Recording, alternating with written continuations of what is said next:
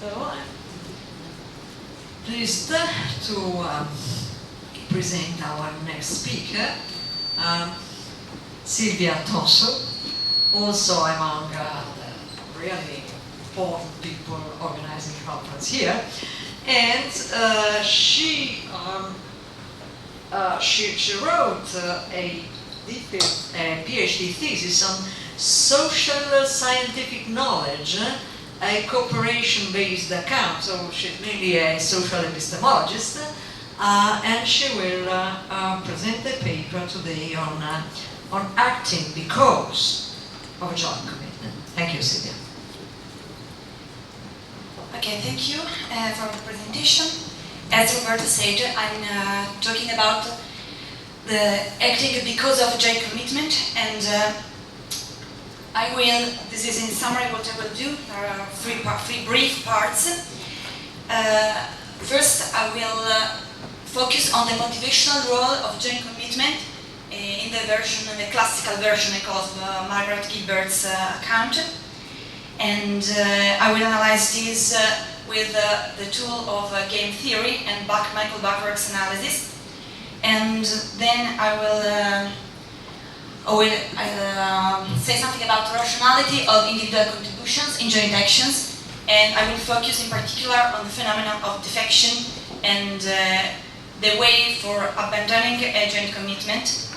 And in the last part, I will focus on some differences among Gilbert's classical view and something that she says in the recent book Joint Commitment, and hoping that I have correctly understood her. Okay, so I think that all of us are quite aware about Margaret's work and her notion of joint commitment, and she already said a lot of things this morning, just some points that I will use later. So, first of all, I assume here the general validity of Margaret's account, and at least descriptively, I will rely on the assumption that it functions for a lot of cases at least. So when I am part of a plural subject, I act having the joint commitment as my motivation. So when I am part of a plural subject, I don't do my actions, my part in the activity because of my personal preferences, my motivations, my reasons, but because there is a joint commitment. And this is the ultimate motivation for my action and for the actions of all my fellows in the activity, of course. And for this reason, the joint commitment is the unique motivational source for our actions, our individual actions and our collective act. An important point for my talk of today is that the subjection to a joint commitment compels me from a rational point of view to act consistently with its content. And this is due to the fact that none of the members can resign the joint commitment unilaterally. Since I cannot resign it, and since I know that you cannot resign it, I can assume your cooperation. And for this reason, it is rational for me to act consistently with this. So as I said, joint commitment provides a unified motivational source, and it also is a unified explanation of the individual contributions to the action. So if I ask her why did she act that way, I can simply say because of our joint commitment. And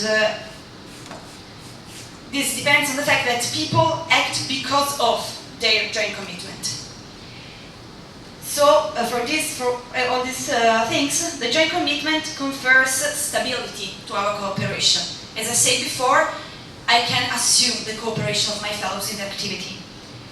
And so our cooperation is stronger than a cooperation based on strategic reasoning. And this is, I think, an important point of, a very convincing point of Margaret's account. That is, we have a stable cooperation among people because of the unified motivational source, that is the joint commitment itself. This explanation is due to the holistic interpretation of the we entailed by our joint commitment. That is, when I think about ourselves as jointly committed, sorry, I don't think about me and you, but about us, about we. And there is no a division inside this we. And this is quite important. Although I cannot now go much in details about this. Okay, I will now use, as I said, Michael Bacharach's analysis in game theoretical terms. And here I just reported some elements to show you that there is a consistency among Margaret Gilbert's and Michael Bacharach's account, although their approach are quite different indeed. But it is useful to use game theory to explain rationality. It is clearer for me to explain it this way. So, Michael Bacharach explains cooperation by saying that there is an agency transformation. He says that when we act as group members, we experience a change in the perceived subject. That is, I stop to think about myself as myself and you, and I start thinking about us in an holistic sense. And this has many consequences. I cannot now explain everything, but it is important that there is a group identification. So an agent conceives herself as a part of a unified agent, and this provokes, that in theoretical terms of course, a payoff transformation, which parallels the unification of the motivational source in Gilbert's terms, and a cooperative behavior which is stable as which parallels the stability caused by joint commitment, and as I said, an agency transformation. So in summary, we might say, in extreme summary, we might say that group identification causes the disappearance of personal payoffs and a redescription of the game. And this prompts a different reasoning, which is called, which Bacharach calls team reasoning. To explain everything with an example, here there is the classical prisoner dilemma. I don't know how many of you are familiar with this, but briefly, in the metrics of figure 1, there is a classical prisoner dilemma. We have the payoffs of player 1, the first before the comma, and the payoff for player 2 after the comma. So, from the point of view of individual rationality, what does it happen when we face a personal dilemma? What is rational for me, individually rational for me to do?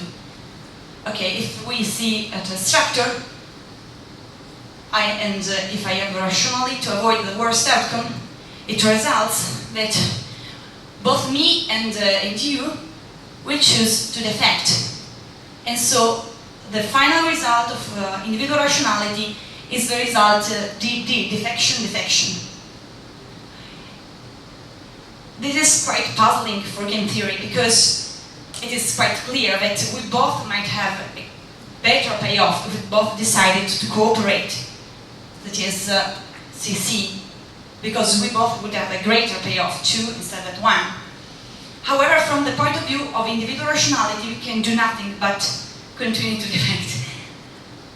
Bacharach's solution of this puzzle is to say that there are certain situations in which we realize that this is the case. But the case is that if we decide to cooperate, we can have a greater payoff than the simple adoption of individual rationality.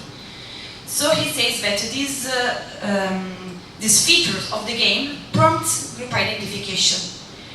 In virtue of this group identification, the PD, the prisoner dilemma in figure 1, becomes the game in figure 2, with a single payoff.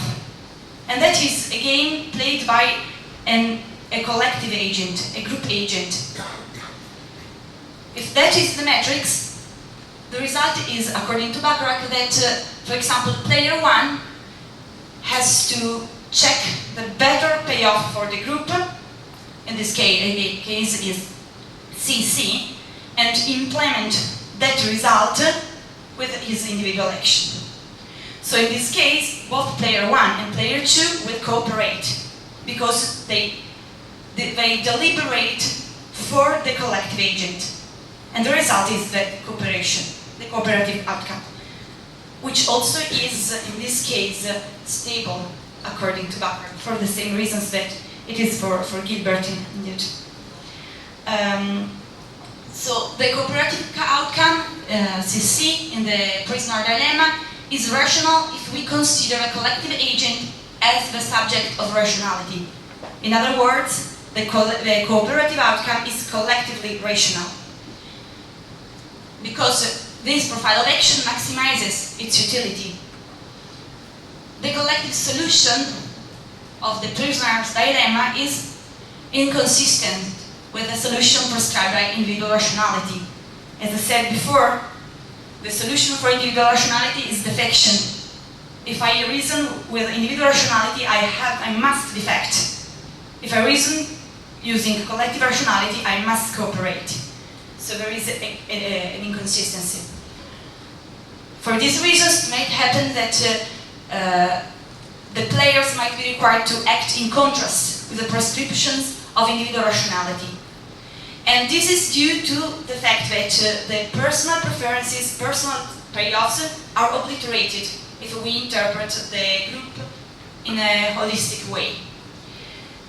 Turning back to the example in the matrix, you see that the collective payoff is insensitive to the distribution among the players. It might well be that in CC there was 3 and 1, for example, or other combination leading to the result 4. Also 8 and -4, for example. So this insensitivity leads to the possibility of this inconsistency among individual and collective rationality. There is a possible objection to all this, that is an objection to my telling that there is a profound inconsistency, because one may object that, well, the result CC is not so bad. Indeed, it is better than the defection, the result due to the double defection. But if we consider the game from the point of view of individual rationality, there is always open the possibility of strategic thinking. So if you can assume that you will cooperate, and on this assumption, using individual rationality, I decide to defect, because in this way I will obtain this result, which is my first best. The utility of joint commitment and the utility of a holistic interpretation of group agency and of collective rationality is that these notions prevent the possibility of strategic thinking. If we think at Gilbert's interpretation of joint commitment, we say that the joint commitment blocks exactly this kind of strategic reasoning, because I cannot act on my personal motivations and because of my personal payoffs. I must act having the joint commitment as my motivation. And this is the kind of stability that we want to maintain, that we need to have a strong concept of cooperation. Okay. So I say that there is inconsistency among individual and collective rationality, and that this is due to the obliteration of individual preferences. Now I would like to ask, given all this, is it rational to act because of a joint commitment? Under what conditions? And rational in which sense? I have introduced a distinction among collective rationality and individual rationality, and I will try to show that the results depends. Our attribution of rationality depends on which kind of rationality we are considering. I will focus on a specific kind of joint element feature. A specific feature of joint commitment of joint actions, which is the defection. I call the phenomenon. I took the liberty to give a label to this phenomenon and called it fair defection, which is the process of asking and giving the permission to defect. As Margaret says, if we have a joint commitment, I cannot simply stop to be jointly committed. the proper way to exit a joint commitment is to ask you the permission to abandon it. And we call this process fair defection as opposite to simple defection. If I simply defect, you are entitled to rebuke me. If I ask you the permission, you don't have this kind of I'm not subject to this kind of rebuke. Okay, so I ask whether this process of fair defection is rational, and I try to investigate it quite briefly, I hope. And okay, first of all, okay, just consider player 1, player 2, me and you, facing a prisoner's dilemma-like situation. And suppose that we have a joint commitment to implement the cooperative outcome, say C. At a certain point, certain time, player 1 undertakes the procedure for fair defection. That is, he asks player 2 the permission to abandon the joint commitment. What does it happen? Just consider this asking the permission to defect from the point of view of individual rationality. First of all, it should be noted that subjection to a joint commitment should, in some sense, prevent the possibility of asking this kind of permission, because, as we have seen, personal preferences have been obliterated, so there are no clear reasons why player 1 should ask for this permission. Anyhow, just suppose that player 1 can ask to abandon the joint commitment, that he has reason to abandon it. It is rational for player 1 to defect, to ask, sorry, is it rational, individually rational to ask this permission? No, it isn't. From a point of view of individual rationality, it is better for me, for player 1, to rely on the assumption that player 2 will cooperate. So what individual rationality commands is simple defection. Individual rationality cannot prescribe fair defection, because in that case, okay, I am subject to your answer, and everything is quite complicated for me. The best solution is simply to defect, to tell you, okay, yes, I'm with you, and then just simply defect. And that's what individual rationality exactly prescribes. From the point of view of collective rationality, instead, there are no reasons why a member should prefer the defection. Because if, as I said, as personal preferences, personal payoffs have been obliterated, there is no reason why one player should abandon it, and the collective agent cannot command to abandon the joint commitment, because joint commitment allows the best outcome for the group agent. So collective rationality commands avoiding defection.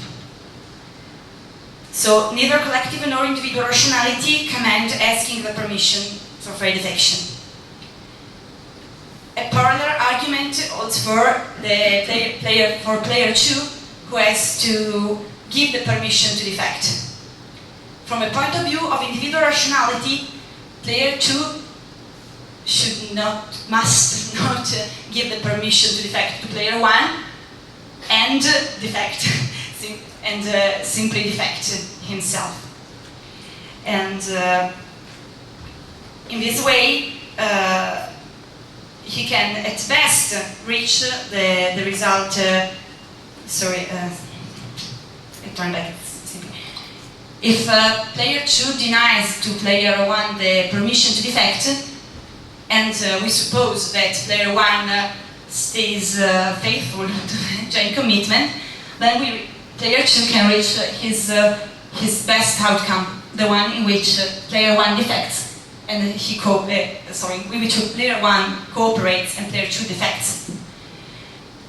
If, as a result of this,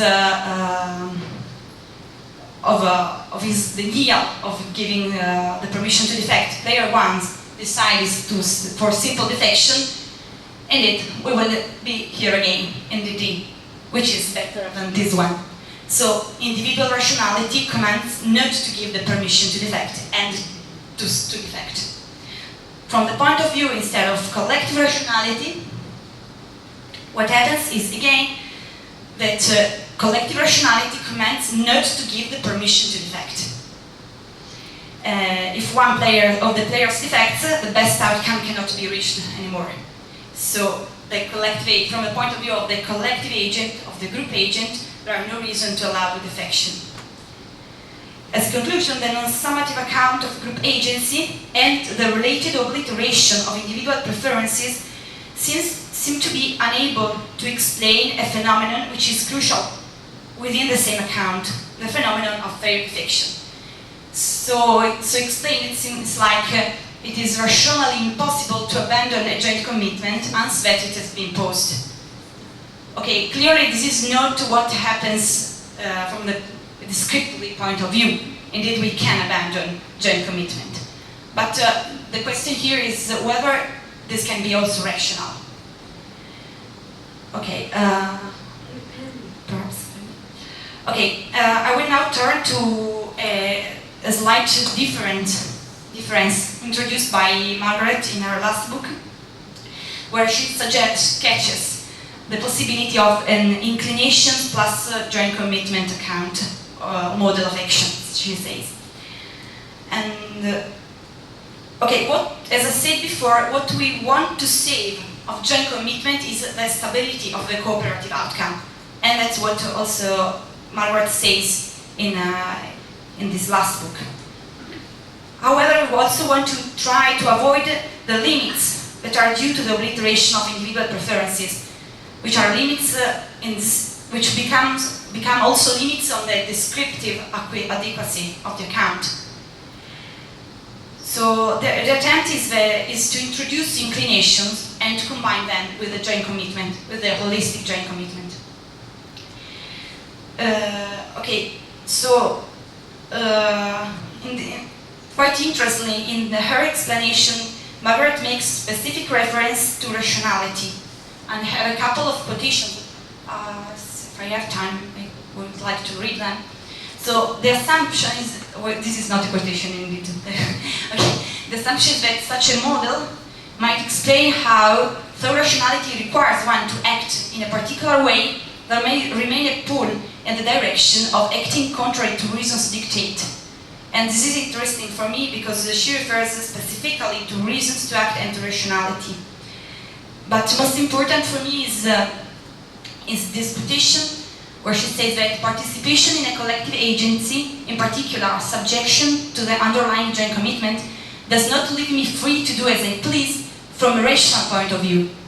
Among other things, it gives me sufficient reasons to act in a certain way, reasons I cannot remove at will.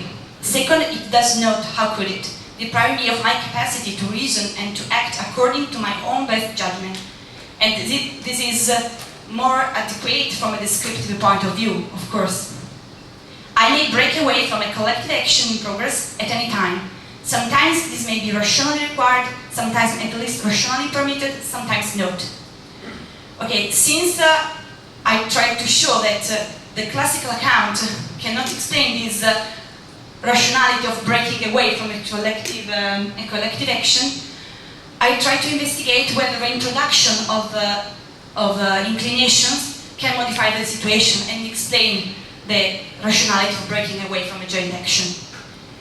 The answer is that the introduction of personal inclinations can introduce substantial changes in what I said previously, depending on the relation among personal inclinations and the joint commitment itself.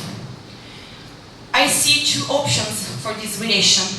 The first one is that the agents do not adopt, we should say that the agents do not adopt the collective point of view at all, but merely experience a change in their personal payoffs due to their perception of the relations with other members. The other solution is that the agents do experiment agency transformation, but the collective payoff is sensitive to the distribution among the agents. In this way, there may remain a pull in the direction of act basing on my own best judgment. However, there are problems with both these solutions. The first one, indeed, is inconsistent with Gilbert's approach. It removes completely the role of joint commitment and reduces the problem to one to be solved by individual rationality alone. So we don't need collective rationality at all in this sense. And we do not want to go in this direction because we want to save the stability of cooperation that we have with joint commitment. The problem with the second one, which seems more plausible, since it saves both the joint commitment and the distinctive role of collective rationality. However, it is inconsistent with Gilbert's account of joint commitment as well, because such a solution rejects non-summative and non-correlativism, because we have to say that the content of joint commitment depends in a substantive manner on the individual preferences, and this is against a lot of claims, I think. So it seems to me. Okay. As a conclusion, there is not a straightforward way to introduce inclinations in Gilbert's explanation of the motivational role of joint commitment without bringing inconsistencies within her original view and without weakening the stability provided by the joint commitment. And so there are two risks for these inclinations plus joint commitment account. On the first side, there is the risk of exaggerating with the role of joint commitment to the detriment of individual preferences and individual rationality. But so understood, this account is exactly alike to the classical account and has the same weakness. The other risk, the opposite risk, is that the introduction of individual preferences may result in the erasure of the stabilizing role of a joint commitment. So perhaps we have to find a middle way among this. In my opinion, if I forward it, I don't know which values I say it, but in my opinion, this is part of a general problem for all the non-correlative accounts of sociality, which concerns the relation among the individual and the collective level of explanation. And I think that this applies to a lot of other elements, both of Gilbert and other non-correlative accounts. And if we do not have clear the relation among the individual level of explanation and the social level of explanation, we will always have an incomplete explanation of what happens in our rich and complicated real lives. Thank you.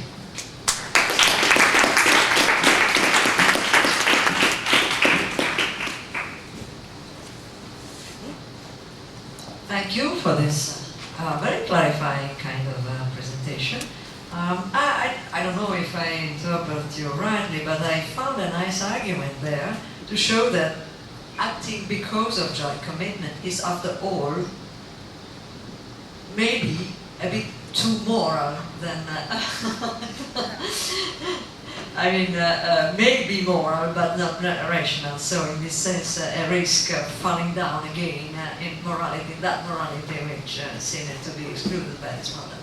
Okay, I don't know if I understood you. Anyway, questions are open. Thank you for preserving our time with 10 minutes discussion.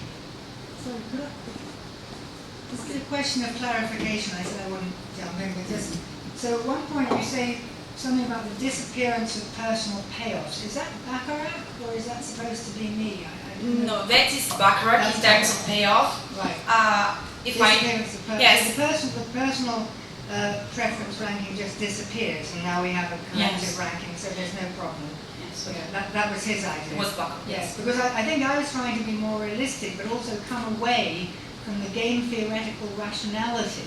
Because game theorists think of rationality in a very particular technical way, and I was moving to a different, more generic sense of rationality. So it's a very different sort of model. I don't want to say any more about it, but I thought I'd like to just mention later. Thank you. Well, thanks for your talk.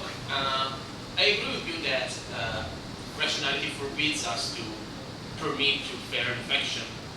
But isn't there an easier way to say that it is irrational to permit somebody to defect? Namely, we appeal to deontic logic and we say that permitting to defeat is like permitting to do something that is prohibited. And I don't know whether there are deontic contradictions, but this is likely to be one. And rationality does not prescribe contradiction, and deal in 5 minutes rather than 3 slides with complicated game theory. Yeah, okay. And But on this, there's a paper by Sorensen that is called Permission to Cheat, not to be fake.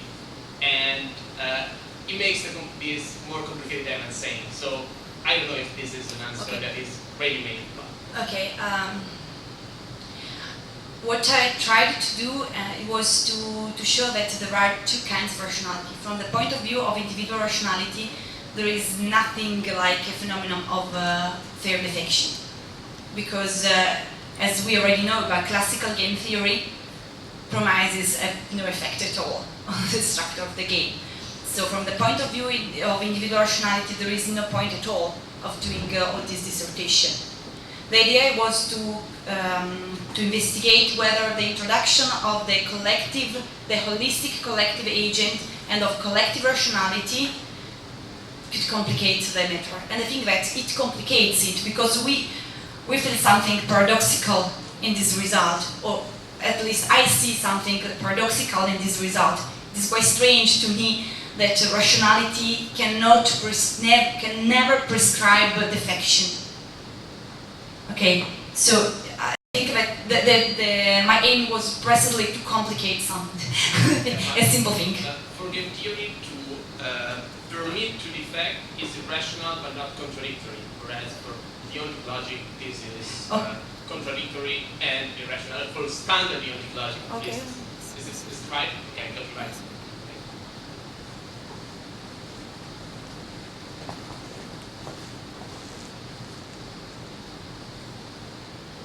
So may I take the opportunity just to ask a question, maybe addressed to both the last remark and Silvia. But I do not think that matters of deontic logic are decisive in matter of the content evolving, in dynamic matters. I mean, or I'd like to understand your assumption better. If a joint commitment prevents you ever to disclaim the commitment itself, that's just a formal kind of prescription, not taking into account the change of circumstances, which were apparently the thing at issue. You have always new motivation to reconsider the situation and so on and so on. As far as yeah, of course, there is a general, there are general objections against game theory and especially against the use of game theory when we explain collective phenomena. And part of this reason is due to this kind of motivations and to diachronic motivations and the plasticity, I would say, of our relations. So clearly this is a model and it has all the limits of the models. The idea was just only to suggest that it is not so clear how to explain. Okay, if you want to say that the joint commitment motivates our actions, then we have to have a complete theory of how this kind of, and Michael Bacharach has made a great effort to include collectivities in game theory because there is nothing like this in the classical game theory. There is me, my rationality, and my supposition about your rationality, and there is no real interaction. There is only strategic thinking. So this is a great advancement of this model, but still it is a model. Okay.